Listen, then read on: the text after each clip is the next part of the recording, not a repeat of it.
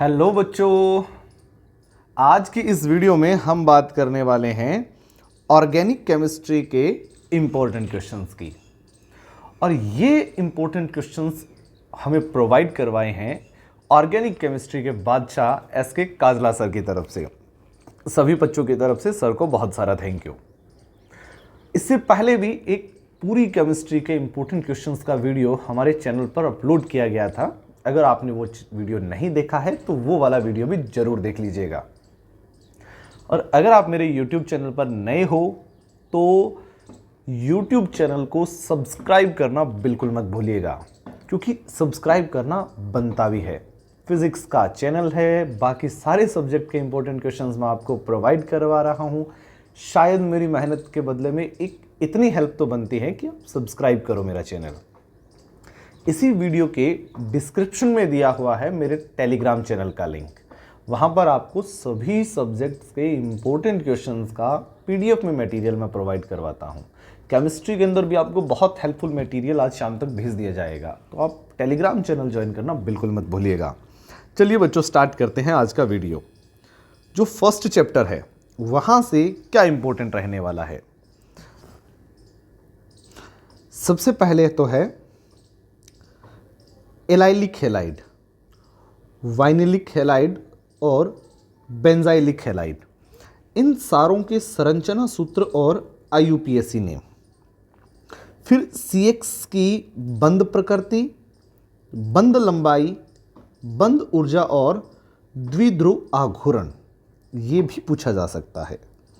CX का IUPAC नामकरण NCERT के अकॉर्डिंग, और CX को बनाने की विधियाँ, ये सारे प्रश्न आप अच्छे से तैयार करने वाले हो।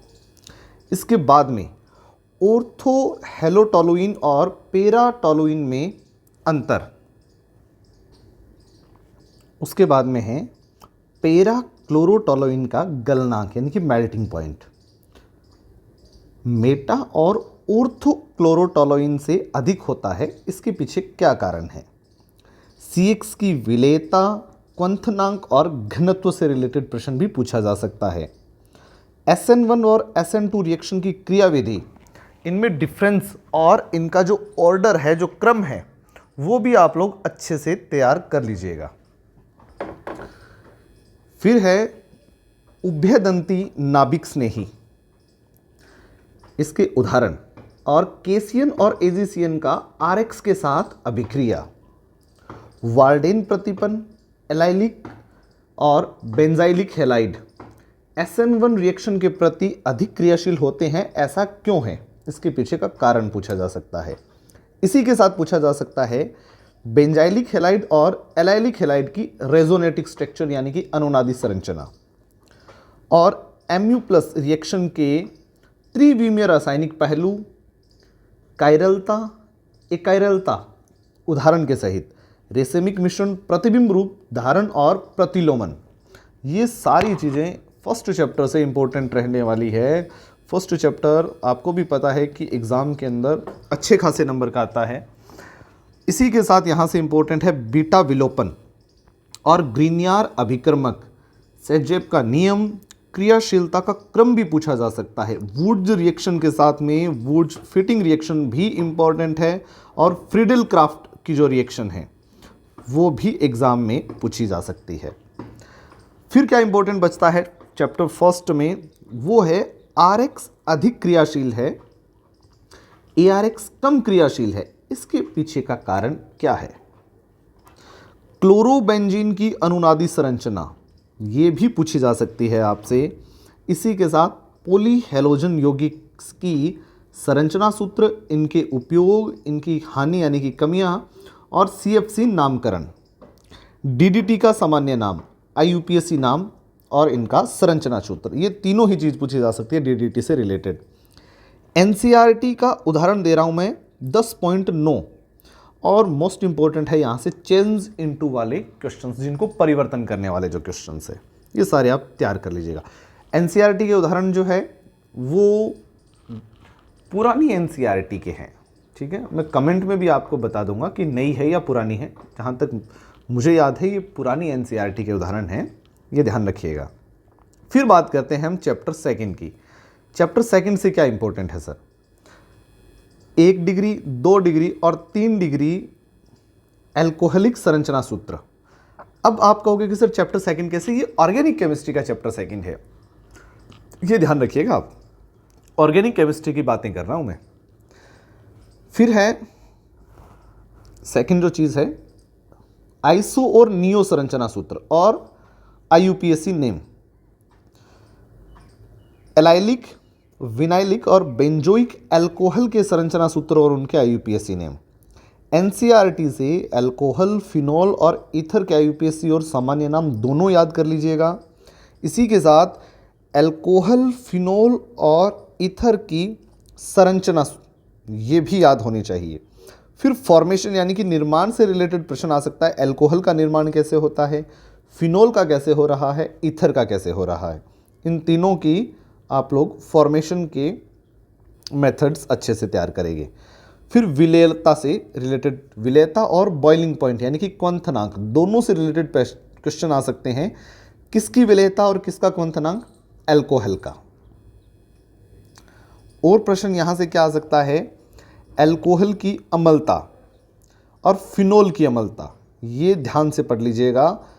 फिर फिनोल और फिनोक्साइड आयन जो होते हैं, इन दोनों की अनुनादी संरचनाएं इंपॉर्टेंट है साल के लिए।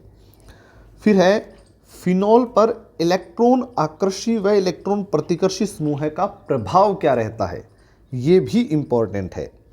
ल्यूकास टेस्ट क्या है? निर्जलन की क्रियाविधि यानी कि मैकेनिज्म ऑफ डिहाइड्रेशन, भी इस चैप्टर से इंपॉर्टेंट रहने वाला है। मेरी आप सभी से एक छोटी सी फिर से रिक्वेस्ट है, ये वीडियो आप लोग देख रहे हो, यूट्यूब चैनल को सब्सक्राइब जरूर कीजिएगा। आपकी छोटी सी हेल्प बहुत इंपॉर्टेंस रखती है सर। अगर आपने ऐसा किया है यूट्यूब चैनल सब्सक्राइब, तो आपको बहुत सारा थैंक यू। चलिए बच्चों आगे चलते हैं। इसके बाद में है ऑक्सीडेशन ऑफ एल्कोहल और सीयू मेटल डिहाइड्रेशन से, ये भी आप लोग तैयार कर लीजिएगा। और इस चैप्टर से आपको क्या तैयार करना है? फिनोल की इलेक्ट्रॉन स्नेही प्रतिस्थापन अभिक्रिया। अब आप कहोगे सर कि बहुत सारे क्वेश्चंस है, तो सर ये वो वाली वीडियो है जिससे दावा किया जा सकता है कि ऑर्गेनिक केमिस्ट्री में इससे बाहर कुछ नहीं जाने वाला है। पक्का आप लोग विश्वास कर सकते हो इस वीडियो पर, क्योंकि वीडियो जो बनाने वाले सर हैं बहुत सुपीरियर है। ऑर्थोनाइट्रोफिनोल और पेरा नाइट्रोफिनोल में अंतर क्या है?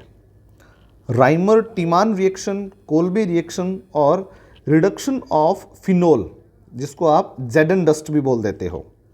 ऑक्सीडेशन ऑफ फिनोल यानी कि फिनोल का ऑक्सीकरण। और पाठ्य निहित प्रश्न है कौन से वाला? 11.2 है, पुरानी एनसीईआरटी की बुक के अकॉर्डिंग। कुछ उपयोगी एल्कोहल है मेथनॉल और एथेनॉल, इनको पूरा पढ़ना है। इसी के साथ एल्कोहल का विकृतीकरण, ये भी तैयार कर दीजिएगा। और डिहाइड्रेशन ऑफ ईथर अच्छे से याद करके जाइएगा, एग्जाम में आने वाले प्रश्न हैं ये सारे। इस ऑर्गेनिक केमिस्ट्री के सेकंड चैप्टर से और क्या पूछा जा सकता है? तो और पूछा जा सकता है सर आपसे विलियमसन संश्लेषण, इसकी सीमाएं, इसकी क्रियाविधि, ईथर की सांद्र HI के साथ रिएक्शन। फिर है एनिसोल की अनुनादी संरचना, हेलोजनीकरण, एनिसोल की फ्रीडल क्राफ्ट रिएक्शन, नाइट्रीकरण, ये सारी चीज़ें आपको अच्छे से तैयार करनी है। इसी के साथ इस चैप्टर से चेंज इनटू वाले क्वेश्चन यानी कि परिवर्तन वाले क्वेश्चंस बहुत इंपॉर्टेंट बताए गए हैं। फिर हम बात करते हैं चैप्टर थर्ड की। चैप्टर थर्ड से क्या पूछा जा सकता है? चैप्टर थर्ड से है कार्बोनिल कंपाउंड की परिभाषा और इसके उदाहरण, और इसी के सामान्य नाम और आईयूपीएसी नामकरण। फिर स्ट्रक्चर किसकी है? कार्बोनिल ग्रुप्स की, यानी कि इनकी संरचना सूत्र आप अच्छे से तैयार कर लीजिएगा। फॉर्मेशन मेथड भी आपको पढ़ना है, किसका है? एल्डिहाइड, कीटोन और कार्बोक्सिलिक अम्ल, तीनों का अच्छे से तैयार कर लीजिएगा। उदाहरण है 12.1 पेज नंबर यहाँ। एल्डिहाइड, कीटोन, कार्बोक्सिलिक अम्ल के भौतिक गुणधर्म, फिजिकल प्रॉपर्टीज, इन तीनों की अच्छे से तैयार कर लीजिएगा, एग्जाम में पूछी जा सकती है। इसी के साथ आपसे क्वंथनांक का क्रम पूछा जा सकता है। फिर नाभिक स्नेही योगात्मक अभिक्रिया, इसका मैकेनिज्म, इसके टाइप्स और अभिक्रियाशीलता भी इम्पोर्टेंट है। यहाँ से उदाहरण 12.3 आ सकता है, इस वाले पेज नंबर पर दिया हुआ है। अमोनिया व्युत्पन्न की अभिक्रिया आ सकती है। अपचयन और ऑक्सीकरण से रिलेटेड इस चैप्टर से प्रश्न बनते हैं अच्छे। एल्डिहाइड और कीटोन में अंतर कैसे, टॉलिन परीक्षण और फेलिंग सॉल्यूशन से।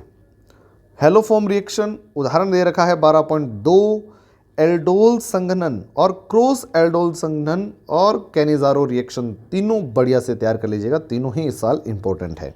स्ट्रक्चर दे रखी है किसकी, यानी कि संरचना है कार्बोक्सिलिक समूह की। फिर है रेजोनेटिक स्ट्रक्चर, यानी कि रेजोनेटिक स्ट्रक्चर का मतलब क्या हो जाएगा, अनुनादी संरचना है। यहाँ पर किसकी अनुनादी संरचना है, ये अनुनादी संरचना है इन दोनों की, अच्छे से तैयार कर लेना।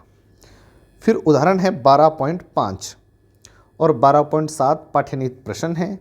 एसिडिटी ऑफ, यह आपको अच्छे से याद करना है, एग्जाम में आने वाले प्रश्न है सारे के सारे।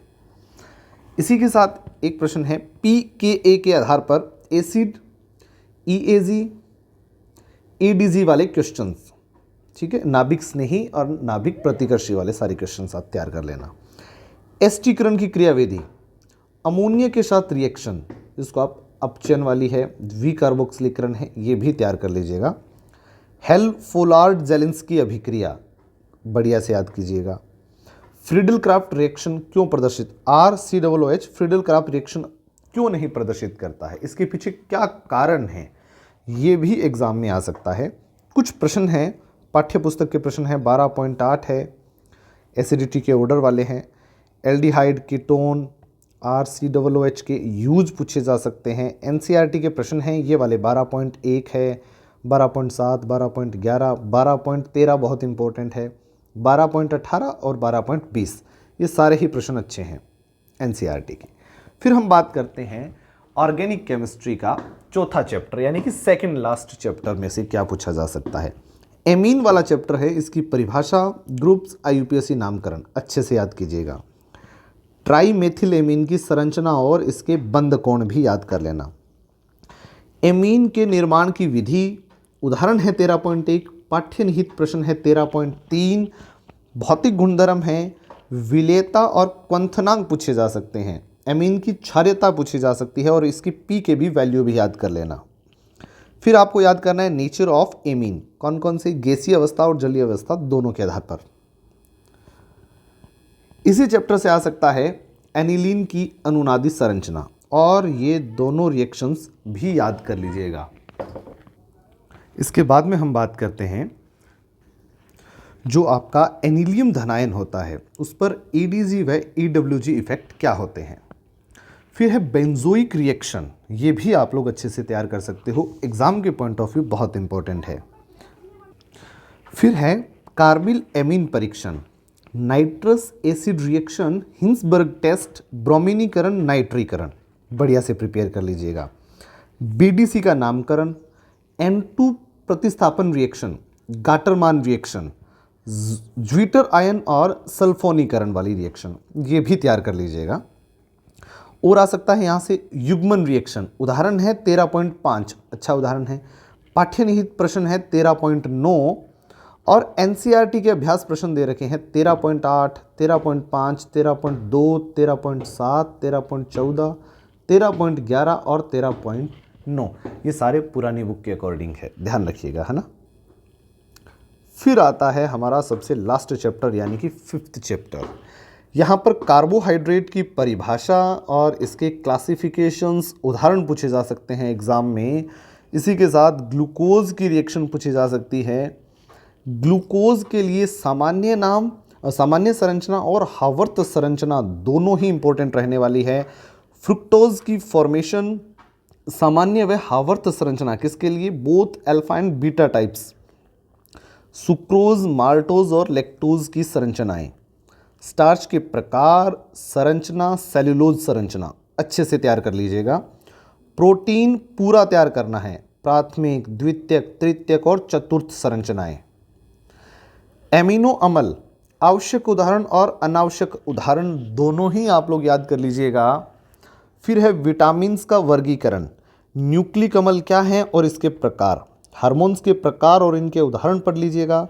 डीएनए जो है उसका जो फिंगरप्रिंटिंग है, अंगुली छापन है, वो भी इम्पोर्टेंट है।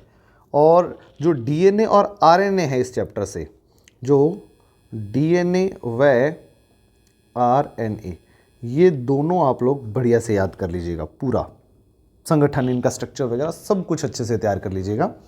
तो बच्चों ये थे आपके पूरी ऑर्गेनिक केमिस्ट्री के इम्पोर्टेंट क्वेश्चंस। आप सभी को बहुत सारा बेस्ट ऑफ लक। केमिस्ट्री का पेपर आपका बहुत अच्छे से जाना चाहिए। मैं आपको फिर से कह रहा हूँ कि यूट्यूब चैनल को सब्सक्राइब कर लीजिएगा, टेलीग्राम चैनल को ज्वाइन कर लीजिएगा। वहाँ पर आपको केमिस्ट्री के और इम्पोर्टेंट क्वेश्चंस की पीडीएफ मैं आज ही अवेलेबल करवाऊँगा, बहुत सारे, है ना। कुछ शॉर्ट ट्रिक्स भी अवेलेबल करवाएंगे, तो वो आप लोग अच्छे से तैयार कर लीजिएगा। थैंक यू बच्चों। आज की इस वीडियो में बस इतना ही। अब मिलेंगे एक नए वीडियो के साथ, तब तक के लिए गुड बाय, टेक केयर।